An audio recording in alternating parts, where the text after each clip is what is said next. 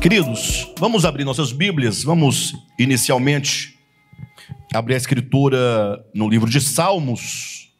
Vamos abrir no Salmo de número 63 e vamos ler tão somente o versículo 3, tá bom?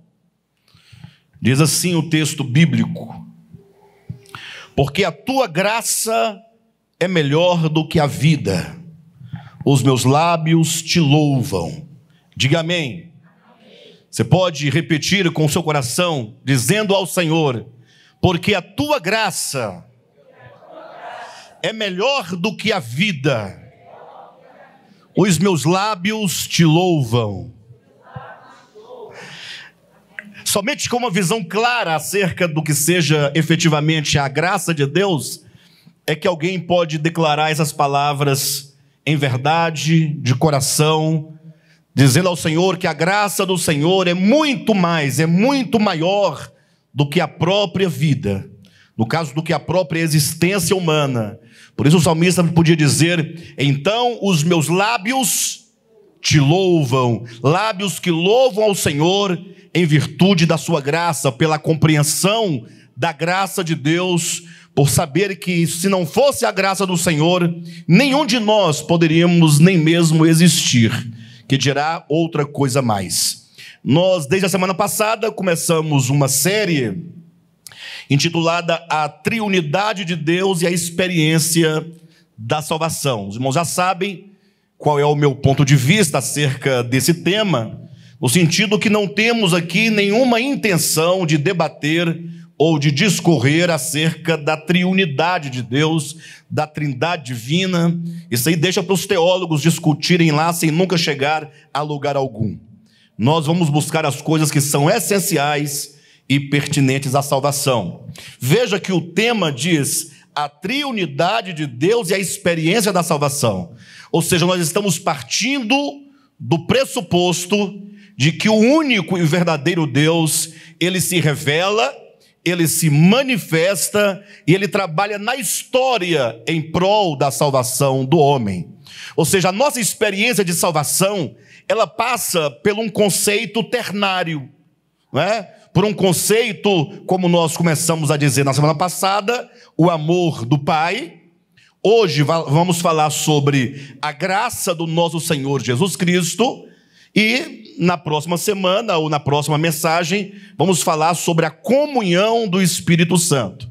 Essas três frases, essas três ideias, partem lá do texto de Paulo, salvo engano, 2 Coríntios capítulo 13, versículo 12.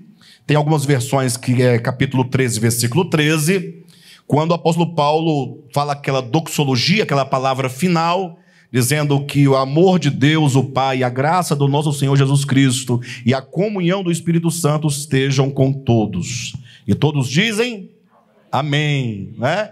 Então a nossa ideia, a partir desse texto, é que só pode experimentar uma salvação plena aquele que compreende que a fonte da sua salvação e mesmo os seus resultados passam ou começam a partir do amor de Deus o Pai.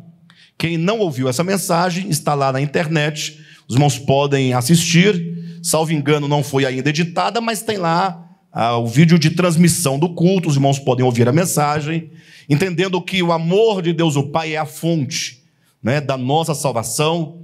E a pessoa começa, portanto, a experimentar a salvação quando ela começa não somente a sentir, mas também a perceber e a compreender o amor do Pai.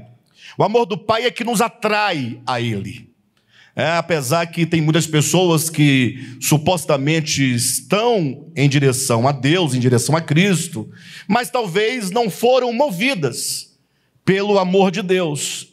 Não compreenderam a sua real condição, não compreenderam o amor incondicional do Pai ao nosso favor.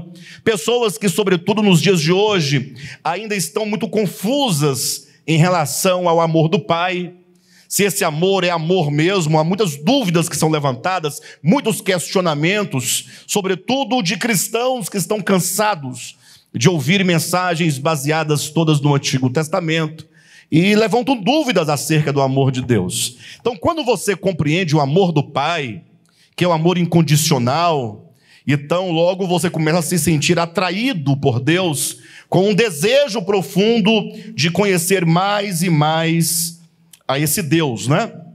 E hoje damos seguimento ao entendimento dessa experiência de salvação, falando então da graça do nosso Senhor Jesus Cristo.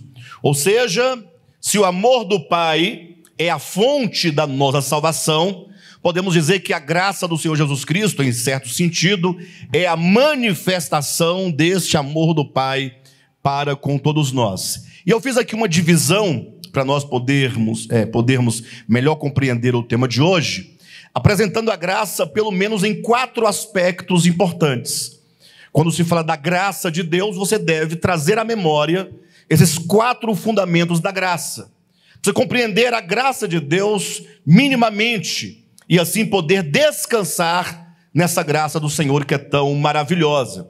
E o primeiro aspecto que eu quero trazer aos irmãos é o conceito de graça enquanto um atributo divino com a qual Deus trata toda a sua criação. Abra sua Bíblia rapidamente no livro de Atos dos Apóstolos, no capítulo 14, e veja esse texto maravilhoso, que embora ele não traga em si a palavra graça, mas o conceito de graça está muito claramente aqui manifestado, no capítulo 14 de Atos, versículos 16 e 17, que dizem assim, olha, é o contexto em que Paulo e Barnabé estavam em Listra, e então depois de eles terem curado um homem coxo de nascença, as multidões ali daquela cidade queriam oferecer hecatombes, oferecer sacrifícios a Paulo e a Barnabé, pensando que eles eram deuses, né?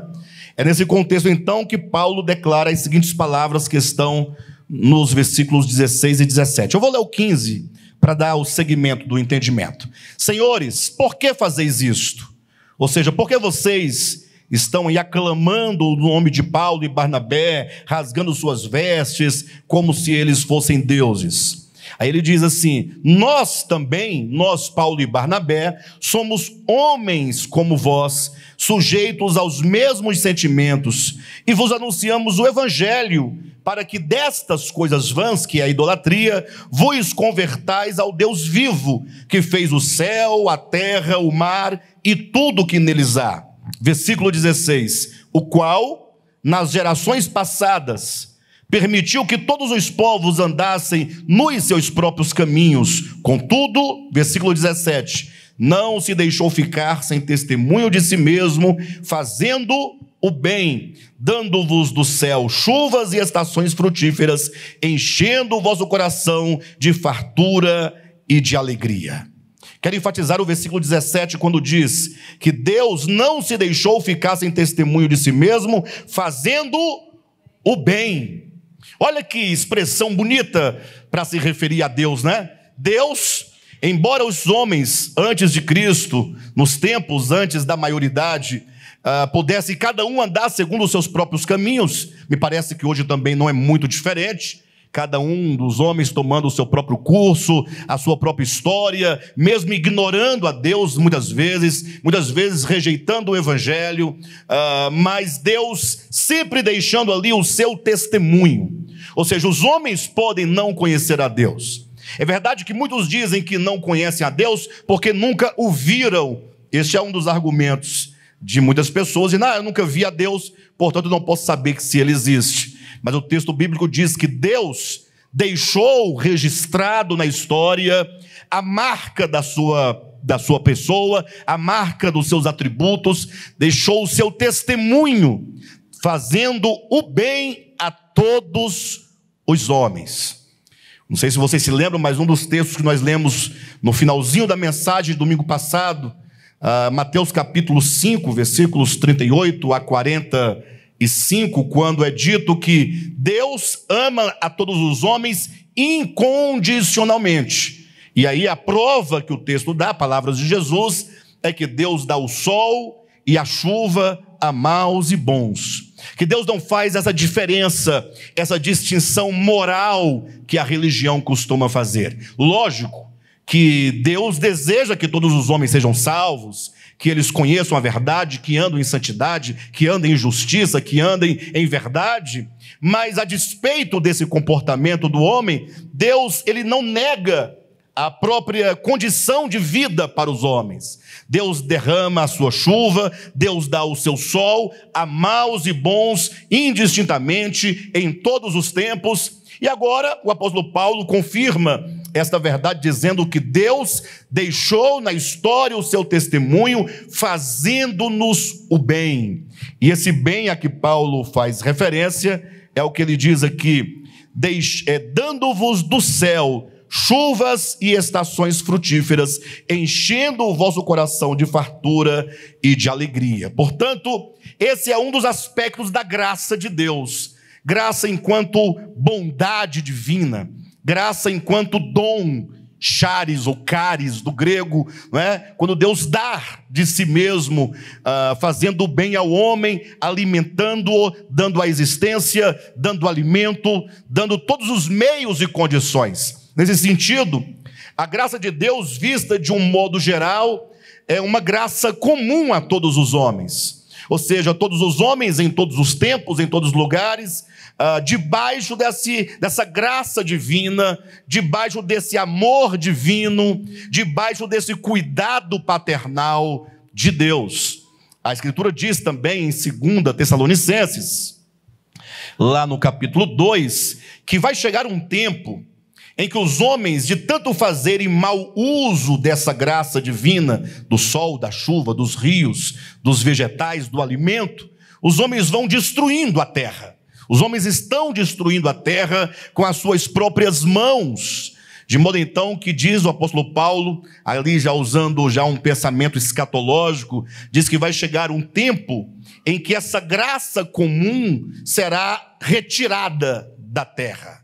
Ou seja, será um tempo em que os homens terão que ver, que experimentar, que perceber que todas as suas ações más lhes fazem mal, para que eles possam olhar, ou dirigir o seu olhar a Deus, voltar-se a Deus e reconhecer em Deus o autor de todo o bem. Então que nós comecemos a entender a graça divina, louvando-o por todos os seus benefícios. Então logo você levanta de manhã, você está sendo ali alcançado pela graça de Deus. Quando o sol brilha sobre você, é Deus em sua bondade, te aquecendo, te dando saúde. Quando você então se alimenta, o pãozinho de sal com manteiga, né? Eu gosto de colocar uma mortadela daquela Rei, aquela Prêmio, aquela maior, que tem mais gordura, né? Defumada, muito bem, né? Aurora não, é Perdigão. É uma delícia, Perdigão não tem muito sal. Aí você coloca, você come, você fala, puxa, como Deus é bom. Como Deus é maravilhoso. Você pode experimentar a graça divina, você pode conhecer, tocar essa graça divina, mesmo nas pequenas coisas. É uma flor que desabrocha, é o pão de cada dia, o alimento diário, o ar que você respira, a chuva, né, que molha a terra, que rega a terra, as plantas que nascem, o vento que soprando, né, traz aquele frescor. Tudo isso é a manifestação da graça divina. Infelizmente, os homens perderam essa simplicidade do evangelho, e os homens então vivem em busca de coisas extraordinárias, que nunca veem na verdade, né? Nunca veem. Às vezes vem uma coisinha, parece que mas não sei se é bem desse jeito. Até porque a graça de Deus, ela é para todos. Não é uma graça restrita a meia dúzia de pessoas, como querem algumas linhas teológicas. Ou seja, essa graça divina é a graça que se manifesta enquanto o amor do Pai por toda a sua criação. Então muitos perderam essa simplicidade de ver a Deus, sentir a sua presença, sentir a sua graça e glorificar a Deus nos detalhes da nossa existência. Então, a partir de hoje, comece a louvar a Deus, comece a engrandecer a Deus, comece a perceber essa graça e a render graças a Deus em todos os momentos, porque Deus é maravilhoso. Porém, essa graça divina, ela é muito mais que esse atributo divino que se manifesta como cuidado para com a sua criação. Inclusive, no texto de Romanos capítulo 1, só para nós completarmos aqui o pensamento, me veio o texto de Romanos capítulo 1, versículo 19, quando diz que Deus, ele se revela na própria criação que ele fez. É dito que os ricos atributos de Deus, o seu poder, como a própria divindade, são revelados, são mostrados por meio das coisas que foram criadas. Quando você olha para a criação, você vê ali a graça de Deus manifestada. Entretanto, a graça de Deus é mais ainda. Esse é apenas um aspecto mais rudimentar, um aspecto imediato, mas há um texto da Escritura, vou te pedir que você nos acompanhe, no Evangelho de João, capítulo 1, quando ali nós encontramos um conceito mais elevado da graça de Deus.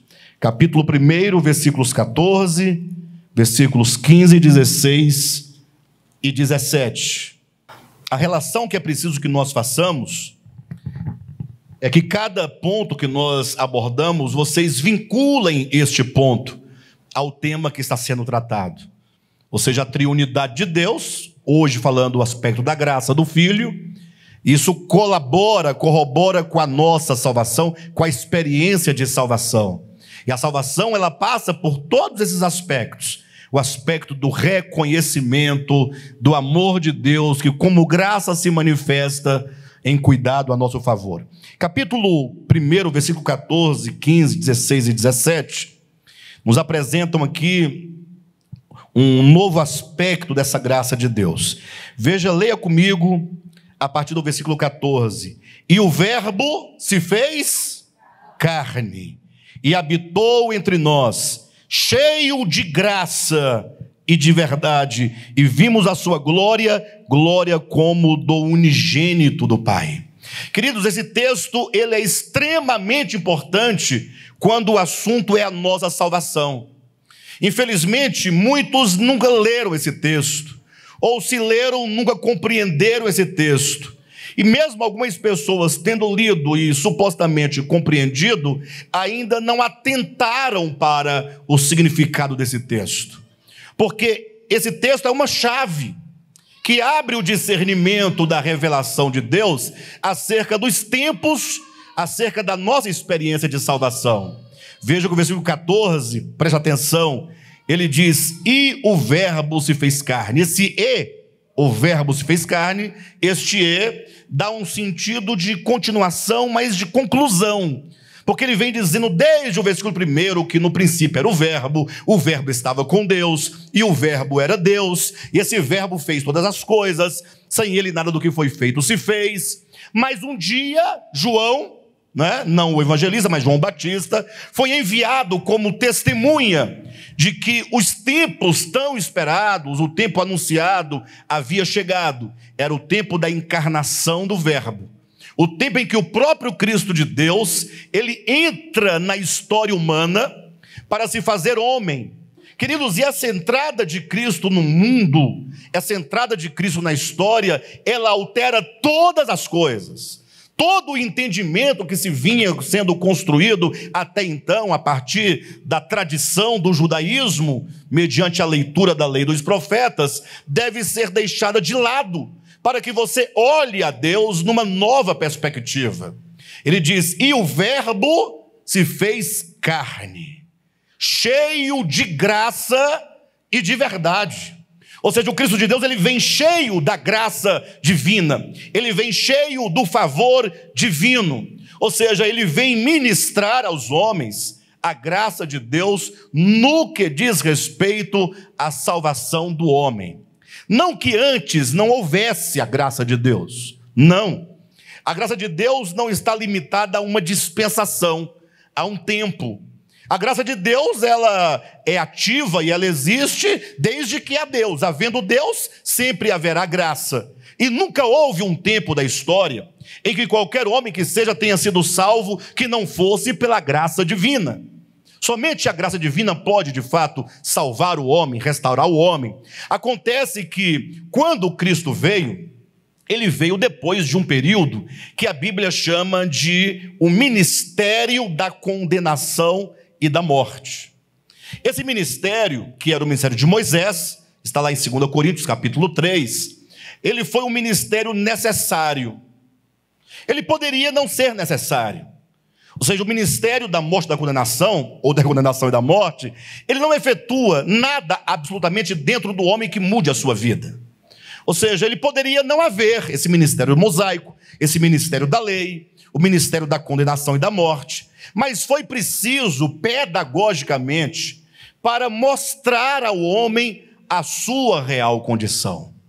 Ou seja, era preciso que houvesse um aguilhão, era preciso que houvesse uma lei que pudesse dizer ao homem que ele não faz, que ele não realiza, que ele não alcança a vontade divina, e que essa lei recaísse sobre o homem na forma de uma condenação em virtude das suas transgressões, para que o homem se sentisse, então, necessitado, se sentisse carente.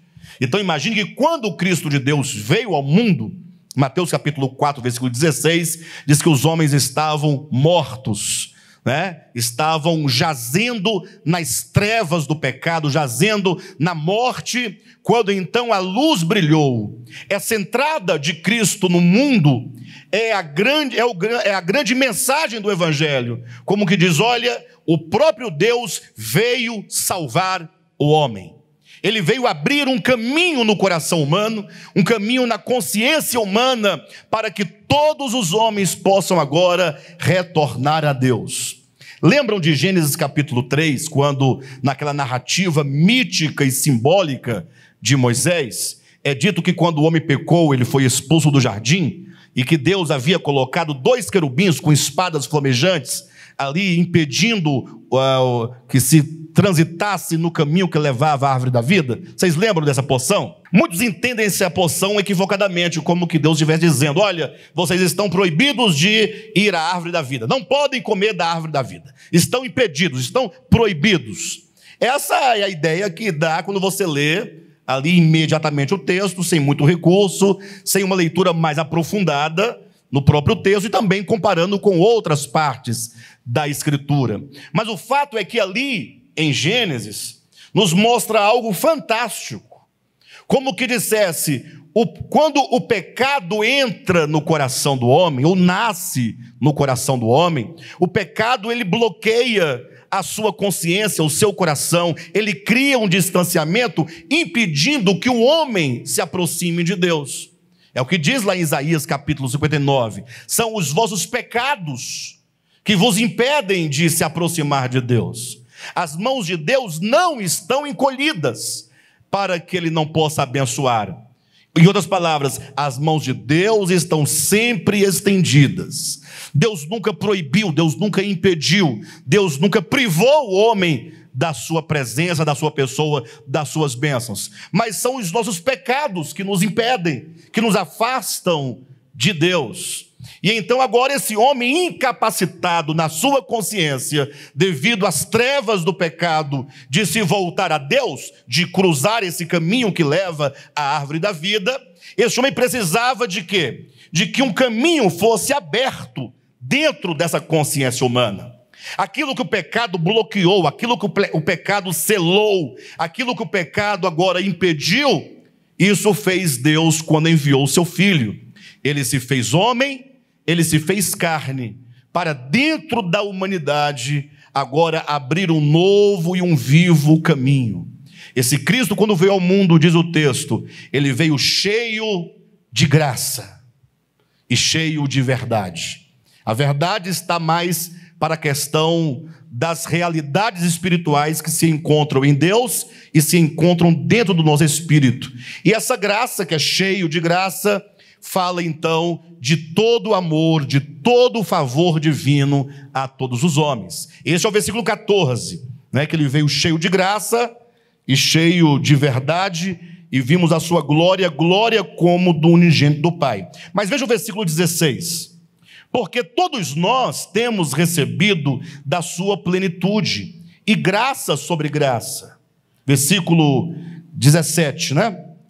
Porque a lei foi dada por intermédio de Moisés, agora a graça e a verdade vieram por meio de Jesus Cristo. Ou seja, se a mensagem acerca da condenação e da morte, essa mensagem ao homem veio por intermédio de Moisés, quando diz que a graça veio por meio de Cristo, é a boa nova, é a boa notícia, é a proclamação. Ele veio cheio de graça e veio proclamar a todos os homens que Deus está esperando por todos os homens, que estes se aproximem dele e que recebam dele todo o seu favor e toda a sua salvação. Por isso que esse segundo aspecto fala para nós sobre a manifestação de Cristo como aquele que traz em si a salvação para todos os homens. Daí, quando você começa a fazer agora os ligamentos, a ligação, os links entre o amor de Deus, você entende o amor de Deus como nós colocamos na parábola do filho pródigo, né? Exatamente ali o pai do filho pródigo da parábola representando o pai. Agora você vê que esse pai não somente nos diz que nos ama, mas ele entrega o seu filho, ele dá o seu filho, ele envia o seu filho ao mundo como a maior prova do seu amor. O que coincide com aquela segunda parábola lá de Lucas, a parábola do bom pastor. É dito que tendo um pastor 100 ovelhas, e apenas uma delas se extraviando, ele deixa as 99 ovelhas no deserto e vai em busca daquela única ovelha que se perdeu. Existem várias interpretações em torno dessa parábola, né? Uma delas diz assim, que tendo o bom pastor 100 ovelhas, e uma delas se extraviando, ou seja, as 99 não se extraviaram. Sim, é uma interpretação. Ele vai em busca dessa única ovelha que se perdeu. Daí, alguns entendem que essas 99 não perdidas, diria respeito a mundos criados por Deus, que não foi contaminado pelo pecado, e que então ele vem em busca dessa única ovelha, ou desse único mundo que somos nós, essa terra criada, com toda a humanidade, para salvar essa humanidade. Bem, mas o próprio texto talvez não permite que essa interpretação seja deste modo, uma vez que o texto ele usa de uma certa ironia. As parábolas ali de Lucas 15 são irônicas, porque qual que é a ideia quando Jesus disse que ele deixa as 99 no deserto e vai buscar a única que se perdeu? A ideia é que ele está respondendo ali a escribas e fariseus que se julgavam, se auto-julgavam não carentes de graça. Eles se julgavam não caídos, se julgavam não pecadores. Inclusive o contexto do Antigo Testamento, sobretudo no livro de Salmos, temos muitas orações dos hebreus ali, vamos encontrar várias vezes os judeus, né, no caso os hebreus, falando acerca dos pecadores, como se eles próprios não fossem pecadores. Salmo 1 fala, os pecadores não permanecerão na congregação dos justos. Então a ideia de pecadores eram os pagãos, eram os gentios, eram os samaritanos, etc. Então a ideia aqui no texto, a ovelha e do bom pastor, é que Jesus ele vem buscar aquele que se perdeu, aquele que tem a consciência que precisa de graça, que precisa de perdão, que precisa de misericórdia, que precisa de auxílio. Ou seja, esse aspecto da graça de Deus, mostrando Cristo entrando no mundo, convida todos os homens a compreenderem minimamente duas coisas. Primeiro, a minha condição em relação a Deus é uma condição de necessidade. Ou seja, nós precisamos nos despojar de toda justiça própria.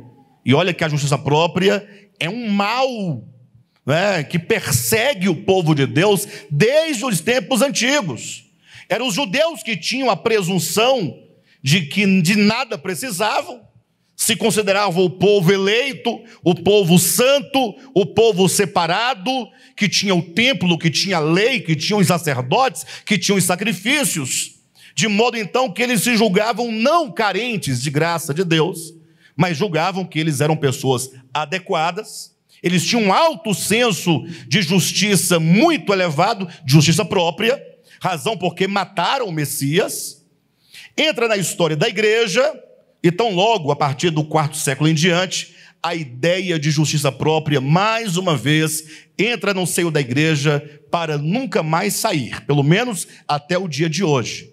Ou seja, uma igreja, vamos falar da igreja medieval, né, que consideravam que a salvação passava pelos méritos humanos, passava pelo próprio homem, ou seja, que dependia não somente da qualidade do homem, mas de todo o seu esforço em fazer e realizar a obra de Deus para se tornar merecedor.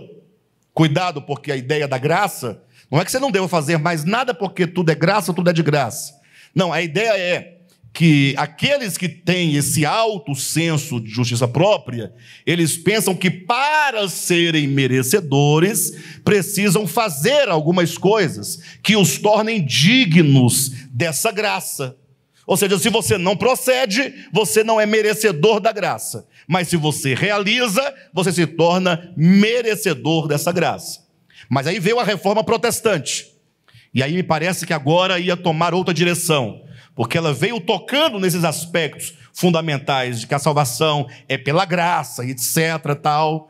E por mais que exista, ou essa verdade da salvação e a graça de Deus tenha sido levantada como um fundamento da fé, o fato é que os crentes, basta você olhar para a história, não olhe para as teologias, para os livros escritos, nem para as mensagens pregadas, porque elas todas negarão esse fato.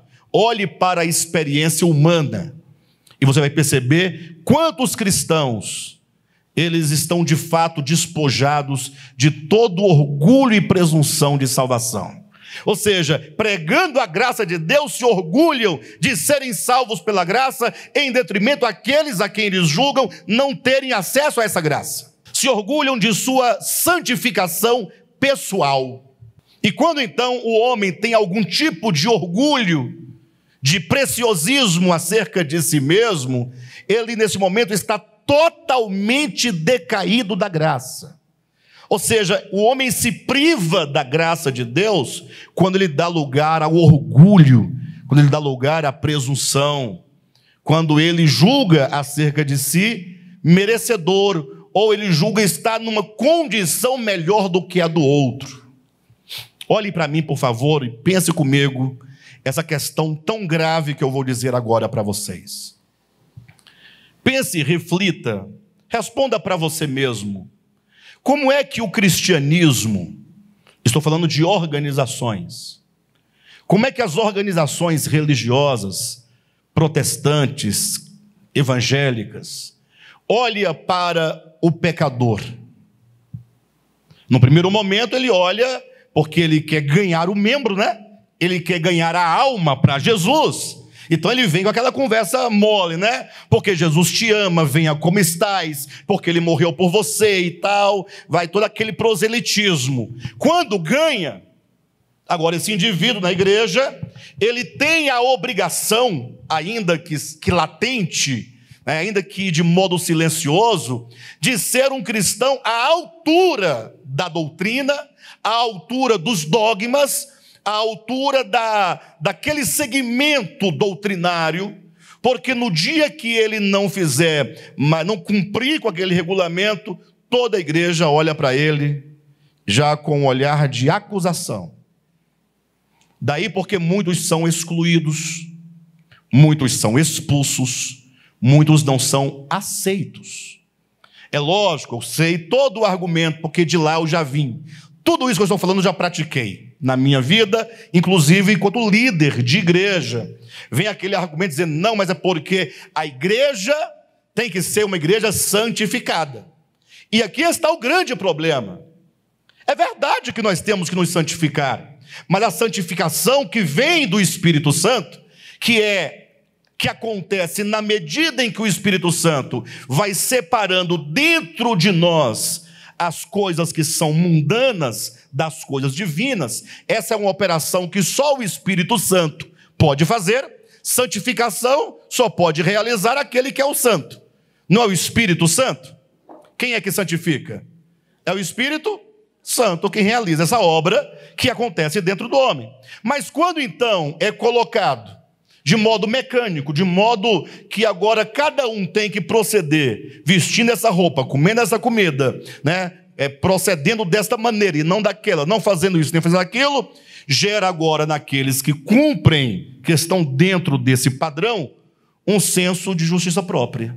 Eu estou adequado. E se manifesta muito, sobretudo, em reunião que quando se chama de Santa Ceia.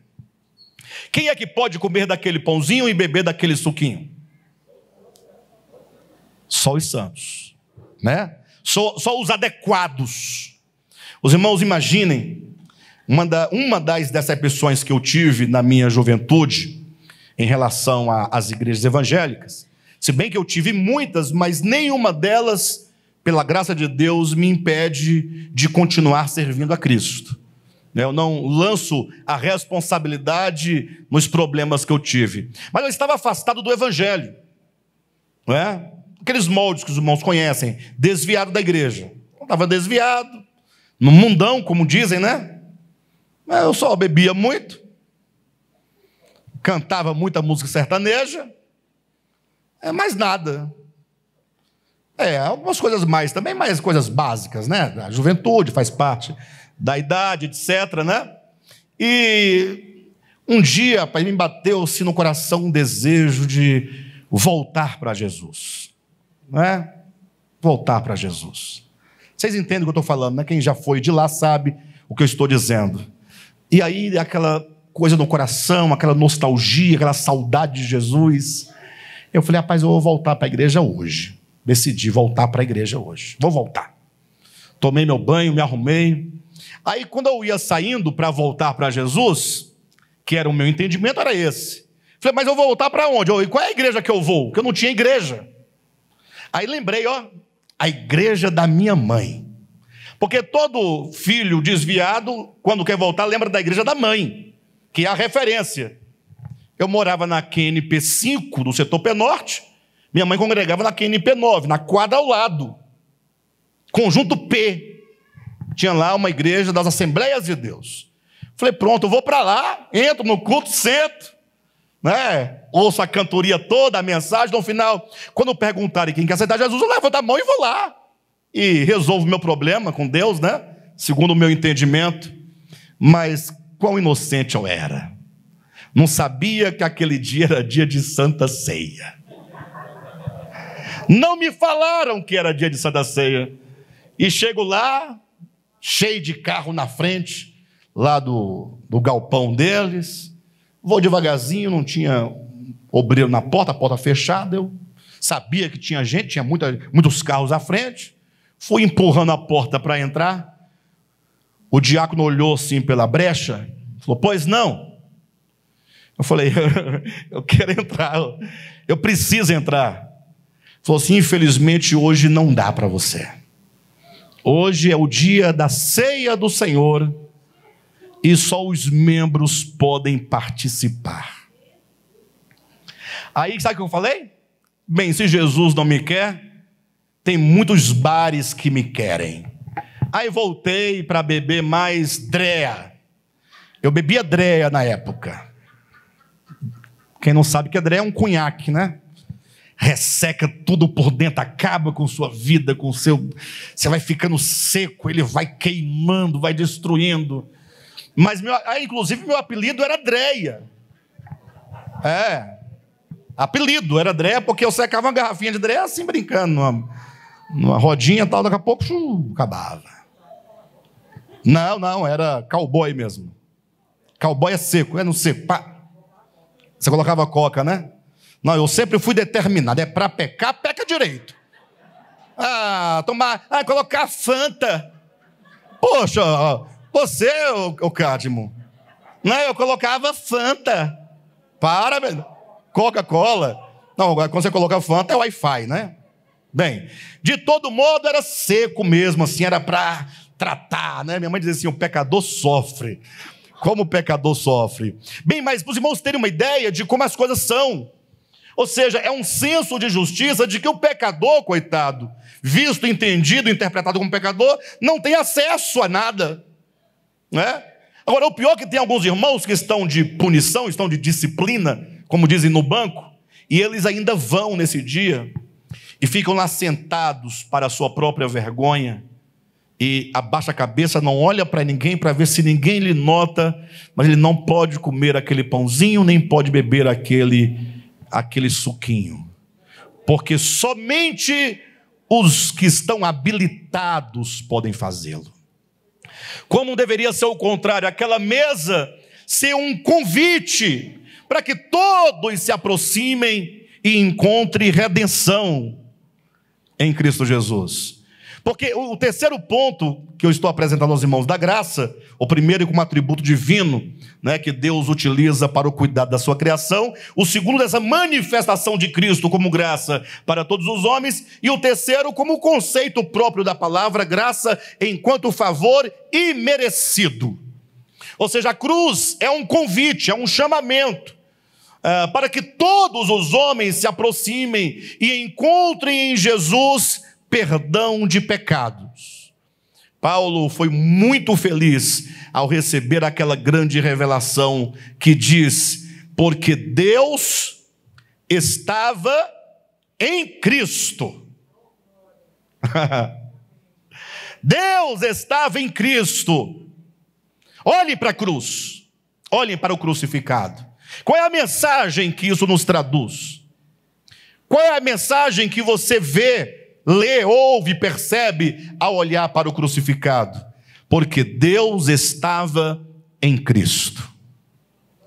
E aqui vai um recado para você que gosta de acusar as pessoas, para você que gosta de apontar as pessoas, para você que anda com uma cana sempre medindo as pessoas, e a base da sua medida é você próprio, né? É o que você não faz, que você vai medir o outro. Deus estava em Cristo, reconciliando consigo o mundo. Aí você fala, e daí? Todo mundo sabe que ele estava reconciliando consigo o mundo. É a questão que Paulo continua, vírgula, não imputando aos homens as suas transgressões. A graça de Deus não imputa aos homens as suas transgressões. Ou seja, a obra de Cristo não é uma obra de ficar te lembrando dos pecados, te lembrando das transgressões, te fazendo lembrar disso e daquilo outro. Você gastou, você não devolveu, você foi um dissoluto, você esbanjou toda a sua vida, você foi um blasfemo, você foi um tal. Não é essa a mensagem do Evangelho. Deus estava em Cristo, reconciliando consigo o mundo, não imputando aos homens as suas transgressões, numa linguagem mais livre, não lançando na face as suas obras, as suas transgressões, mas entregando-lhes a palavra da reconciliação. Qual que é a essência do Evangelho? A reconciliação. A essência do Evangelho é, Deus não está te olhando de modo oblíquo. Explico. Na linguagem atual, Deus não está te olhando atravessado. Deus não está te olhando assim como quem fala, olha, tudo bem, até que eu sou bom, perdoador, mas olha lá. Não, Deus nos confiou foi a mensagem da reconciliação. Infelizmente, o que nós vemos hoje, né, é uma mensagem de condenação. É uma mensagem de condenação que se usa primeiramente para manter os que têm. Ou seja, mensagens que são repletas, né, de ameaças para que o membro se sinta preso, porque ele está doido para dar uma saída, para fazer alguma coisa diferente, e a palavra de ameaça procura manter a turma ali presa aos ditames daquela assembleia, daquela congregação, daquela instituição. Mas não seria mais fácil conduzir as pessoas a olhar para o amor de Deus manifestado enquanto graça na pessoa do seu filho? Porque se o amor de Deus, se a graça do Senhor Jesus Cristo não te atrair, nada mais te atrai. Não adianta ter ameaça, não adianta palavra de condenação, porque você nunca será um servo autêntico de Deus, movido pelo medo. Você pode até fingir que está tudo certo, pode tentar manter uma aparência, mas um cristão mesmo, de coração quebrantado, que reconhece o Pai, que reconhece o seu amor, que reconhece a graça de Cristo, somente esses que assim o fazem, é que de fato eles podem dizer que servem ao Senhor verdadeiramente. Mas essa mensagem não tem o intuito de dizer, porque alguns vão dizer, pastor, assim é muito fácil, né?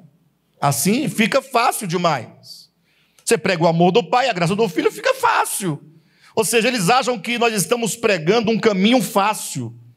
Meus irmãos não têm ideia de que o caminho que o Evangelho nos propõe é um caminho apertado, é um caminho estreito. Jesus disse que o caminho que conduz à vida e a porta que nos dá acesso à salvação é um caminho estreito e uma porta estreita. Alguém diz, pastor, mas aí, pelo menos aí na sua igreja não tem nada de estreito. Para mim está tudo largo aí. A grande questão é que o que eles chamam de estreito, o que o cristianismo chama de estreito, é um estreito de usos e costumes. E a Bíblia não tem nenhum compromisso com essas coisas. O Evangelho não tem compromisso com a cultura humana, no sentido dos costumes, dos tempos, dos povos. O que o Evangelho tem compromisso, o Evangelho é um Evangelho universal, atemporal, que cabe em todo lugar, em qualquer tempo, é o Evangelho que propõe a renúncia do próprio eu. Daí os irmãos, quando começarem a trilhar o caminho da kenosis, do esvaziamento, da negação de si mesmo, do aniquilamento do ego, para que Cristo seja tudo em todos, e quanto a mim, em relação aos meus irmãos, que eu me torne um servo de todos eles, aí vocês vão ver o quão estreito é o caminho. Vão perceber o quão difícil, porque deixar de beber dreia é uma questão muito fácil, né? Inclusive hoje eu tenho ciência de que eu não sou proibido de beber dreia e não bebo. Não dou conta, é muito ruim. Eu não sei onde eu estava com a cabeça, que eu tomava aquela porcaria. Quem já tomou dreia? Deixa eu ver as mãos. Vocês estão aí, né? Fala a verdade, não é melhor um suco de morango batido no leite, um creme de morango, creme de acerola? Muito melhor, mais gostoso.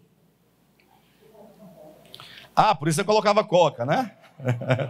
Para dar aquela quebrada, né? Mas o fato, queridos, é exatamente essa questão. Vamos voltar ao ponto.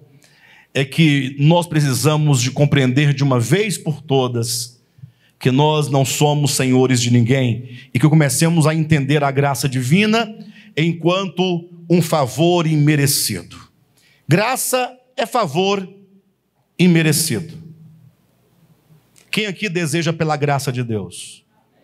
Agora veja, dizer que você deseja pela graça de Deus é você reconhecer que você não merece. E reconhecer que você não merece é abrir mão de toda a sua justiça própria. Eu sei que quando eu falo essas coisas, ainda nessa superficialidade que estamos tratando, alguém pode falar assim, pastor, você fala, parece não dizer nada, porque não me parece verossímil o que você está dizendo. Não é essa tal de orgulho, pretensão, presunção. Eu não vejo muito isso nos crentes, não. Não, mas muitos vão dizer, né? Vocês talvez saibam disso, porque vocês já tiveram os olhos abertos, estão muito claros disso. Mas é só entrar na igreja um transexual que o incômodo entra na assembleia. As pessoas não se sentem à vontade do lado de uma pessoa nessa condição. Aí a pergunta, vamos dizer, pastor, então pode? É a pergunta. Pode o quê? Eu tenho que entender. Então pode ser? Você está querendo ser? Você está precisando de uma aprovação? Porque de repente a preocupação da pessoa seja essa. Não, pastor, não sou eu não. Se não é você, meu querido, descanse no Senhor. Ame, acolha, receba ao seu próximo. E qualquer coisa que precisar de correção, existe o Espírito Santo, o Espírito da verdade, que vai mostrar, que vai revelar. Ele fala no íntimo de cada um, ele conduz a cada um. Não é papel da igreja o juízo nem o julgamento. Parece que ninguém entendeu palavras tão simples como Mateus capítulo 7, versículo 1. Não julgueis para que não sejais julgados. Essa semana me mandaram um vídeo, o Cabrini entrevistando um pastor famoso, e aí perguntando sobre essa questão, né? Mas a igreja é de todos, falou assim, é de todos, mas não é de todos, né? Porque a igreja é lugar de pessoas transformadas. Aí o Cabrini vacilou, porque o Cabrini é um dos melhores repórteres, ao meu ver, na minha opinião, que mais faz perguntas, toca mais na ferida. Porque aí era a hora do Cabrini perguntar, a igreja é lugar de transformado? Sim. E você já se transformou? É a pergunta. Lógico, a resposta todo mundo sabe, né? Vai dizer, eu sou transformado. E é hora de falar assim, você já obedece às palavras de Jesus, que diz ao pastor rico, que venda todos os seus bens e dê aos pobres? E então você o segue e terás um tesouro no céu? Vamos falar a verdade, essa palavra não nos chega tão fortemente, porque nós somos todos pobres. Nós não temos bens para vender, para dar para os pobres. Nós somos os pobres que vamos receber os bens dos ricos. Agora, quando você é o rico, é onde a coisa pega, porque é nesse momento que o jovem sai triste da presença de Jesus. Se retira triste, e o texto diz, por ser possuidor de muitos bens. Melhor seria o texto se fosse, por ser possuído por muitos bens. Porque aí apertaria o pastor. Jesus disse, vende tudo o que tem e dá aos pobres. E esse pastor famoso é muito rico, tem muito dinheiro, tem lá dos seus milhões, não é? Aí, se eu fosse você, se eu tivesse sentado aí, eu perguntaria para o pastor aquilo assim, pastor, mas quando tiver os milhões, tem que dar para os pobres mesmo? Ou não? Eu diria, exceto se você ganhar na loteria, não tem como você chegar à casa dos milhões se você for uma pessoa que assiste o necessitado. Se você é alguém que já ouve a palavra, que já ganha, você pode até ganhar bem, até muito bem, e você assiste quem precisa, você não acumula, porque o que nós acumulamos é o que poderia servir para ajudar alguém, eventualmente. Isso não significa que você não pode fazer uma poupança, ajudar, comprar um imóvel, uma coisa. Não é isso que eu estou dizendo que não deva fazer. É acumular para que outros comam depois da sua morte. Porque o grande problema do rico é que todo o dinheiro acumulado, se não tiver família, vai para o governo. Se tiver família, é para que a família fique brigando aí anos e anos na justiça para saber quem vai pegar a maior parte. Não é? Imagine só, um caso recente, eu fiquei pensando até que ponto que vale a pena, os filhos brigando na justiça contra a própria mãe. Você já imaginou? Os filhos, filho do pai, o pai morreu, agora brigando contra a mãe não tem direito, querendo deixar a mãe na penúria. Vocês já imaginaram uma coisa dessa? Bem, mas voltando para o ponto, essa questão da autojustiça é o grande impedimento de se desfrutar da graça de Deus. Se você deseja pela graça de Deus, você certamente precisa de um favor que você não merece. E se você não merece, você reconhece que você não pode, que você não é, que você é como qualquer outro. E depois que você recebe a graça, você não se torna melhor do que o outro. Porque se você se tornar melhor que o outro, você deixa de ser carente da graça de Deus. Você decai da graça. Então pare de acusar, pare de olhar, pare e comece a ser grato a Deus pelo dom da vida eterna, ser grato a Deus por aquilo que Ele nos dá gratuitamente. Graça enquanto atributo divino com o qual Deus trata a sua criação, graça enquanto manifestação de Cristo como salvação a todos os que creem, graça como favor imerecido e, por último, o quarto e último ponto, graça enquanto meio de transformação e educação no caminho da justiça. Abra sua Bíblia em Tito, capítulo 2, versículo 11. Porquanto a graça de Deus se tornou ou se manifestou salvadora a todos os homens, vírgula, educando-nos para que, renegadas a impiedade e as paixões mundanas, vivamos no presente século sensata, justa e piedosamente, aguardando a bendita esperança e a manifestação da glória do nosso grande Deus e Salvador, Cristo Jesus. Bem, observe, queridos, que o versículo 11, olha como ele diz: porquanto a graça de Deus se manifestou salvadora a todos os homens. Essa graça que se manifesta salvadora é o aspecto que acabamos de mostrar, né? O aspecto da manifestação de Cristo, aquele em quem Deus estava reconciliando consigo todo mundo, não imputando aos homens as suas transgressões. É essa graça enquanto favor imerecido, ou seja, nenhum dos homens merecem a salvação, mas Deus se mostra como salvação a todos os homens. Mas no versículo seguinte, que é o versículo 12, diz educando-nos, ó, educando-nos. Ela se torna salvadora educando-nos. Quando nós usamos o verbo desse modo, né? Educando, falando, cantando, dizendo, nós estamos usando o verbo no sentido de falar o modo como alguma coisa está acontecendo. Perfeito? Então, quando diz que a graça de Deus se manifestou salvadora, educando-nos quer dizer o modo como essa graça nos salva. E aqui nós começamos a pensar mais um pouquinho acerca da experiência da salvação. Primeiro, o Pai revela o seu amor. Você fica atraído pelo amor do Senhor. Daí você compreende que esse amor se manifesta enquanto graça. O Deus que cuida, isso vai nos atraindo. O Deus que se manifesta na história cheio de graça e de verdade. O Deus que agora na cruz do Calvário está ali com vistas a reconciliar o homem consigo e não imputar aos homens as suas transgressões. Tudo isso vai nos atraindo.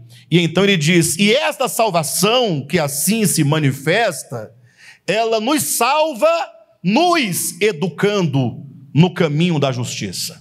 A palavra educar, do latim, são basicamente duas expressões que significa conduzir para fora. Exducare.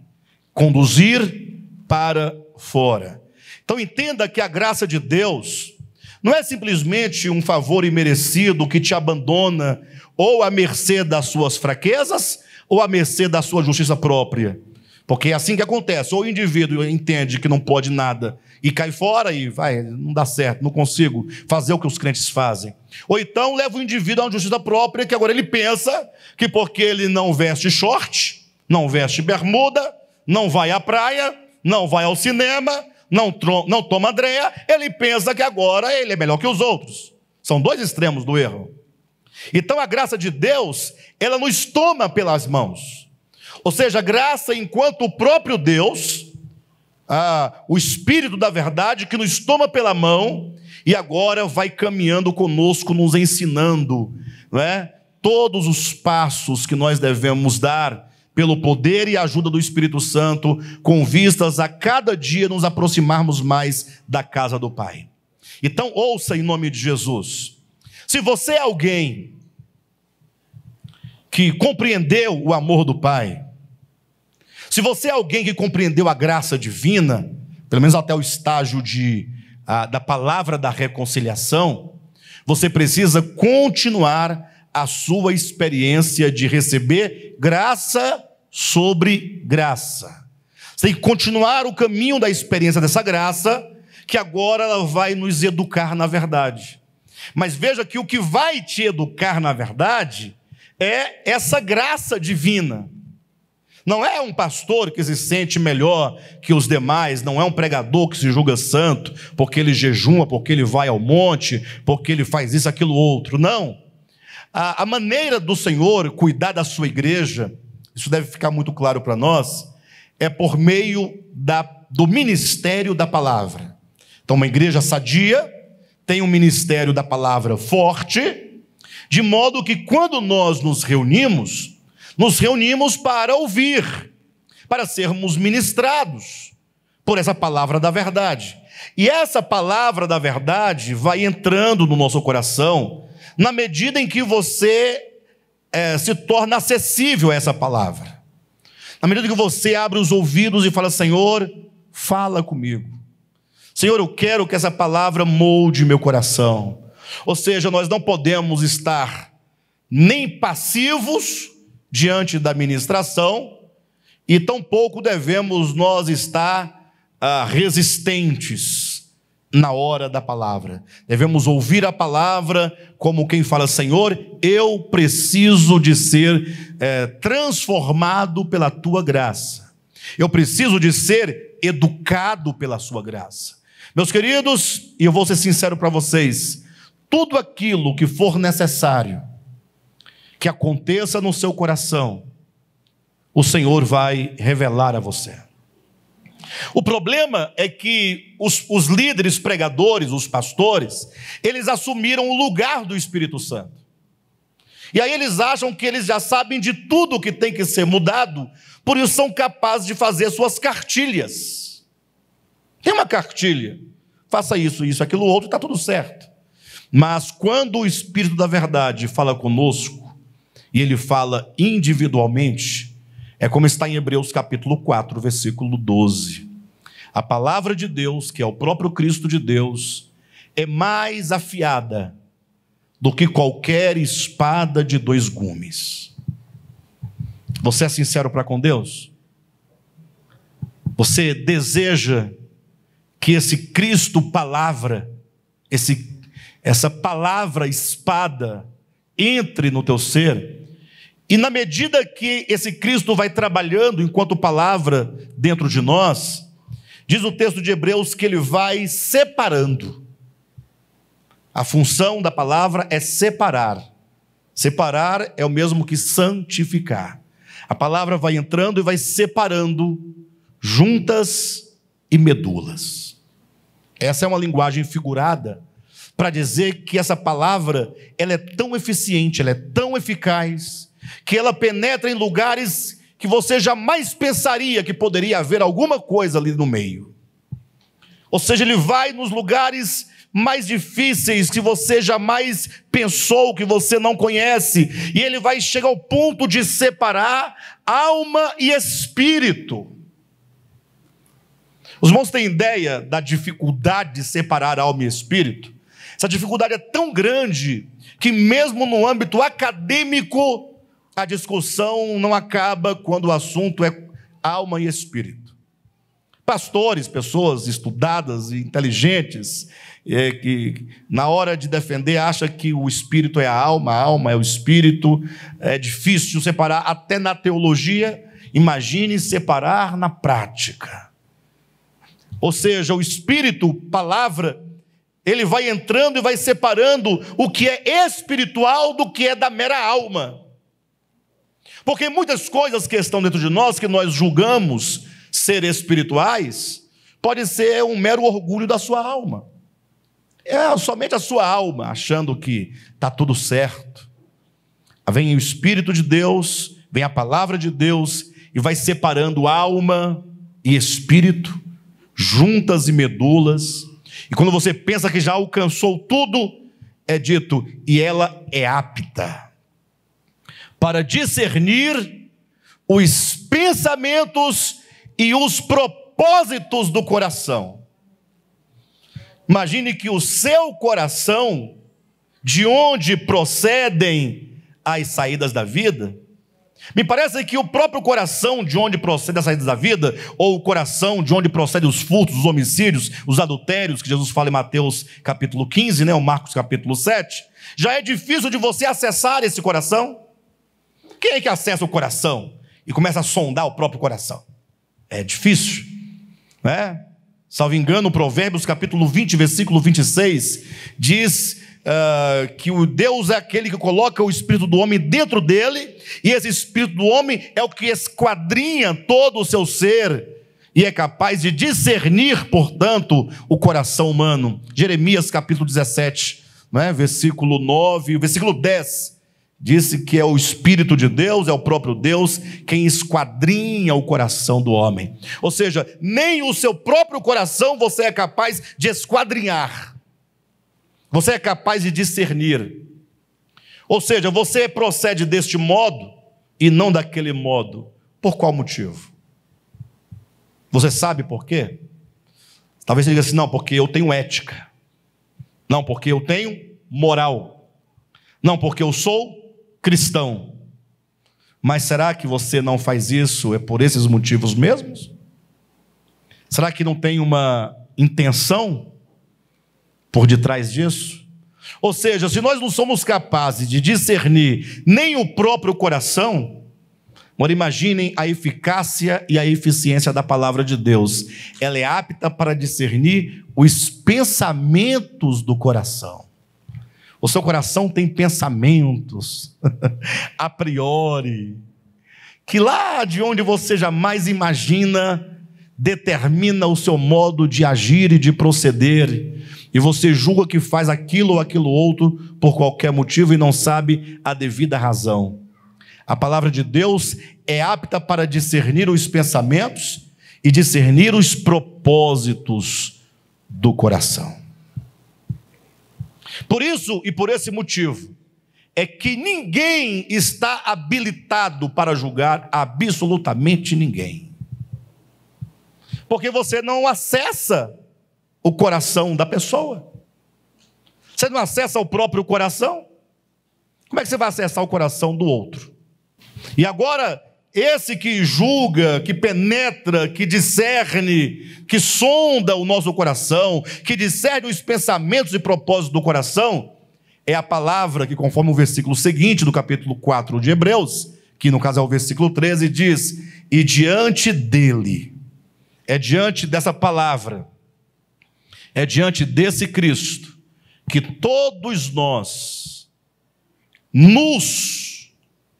diante dele, salvo engano, na versão corrigida fala nus, despidos. Na versão atualizada fala que estamos patentes aos olhos daquele a quem devemos prestar contas. Ou seja, somente o Senhor é que, olhando para nós, nos vê despidos de qualquer argumento, de qualquer santidade, de qualquer autossantidade, de qualquer autojustiça, de qualquer coisa. Ele pode falar com exatidão aquilo que nós somos.